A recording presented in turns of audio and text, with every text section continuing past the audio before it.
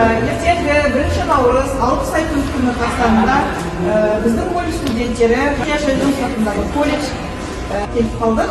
Қазіргі күні студенттер өздері тілектерін айтады. Лаулаған оттың арасында өзгенің өмірін құтқарып қалу үшін тәуекелге бел болып, ессіз ерлік көрсетіп жатқан ерліктеріңізге көптеген алғыс білдіреміз, мыңдаған алғыс білдіреміз. Еңбектердің жемісі осы отбасыларда оңалсын және әрқашанда елімізде осы елімізде тыныштық болсын. Тіпті бағаланбайсыздар да, біз алғыс айту күнінде ғана емес, әрдайым алғыс айтатын біздің халқымыз, Сәбит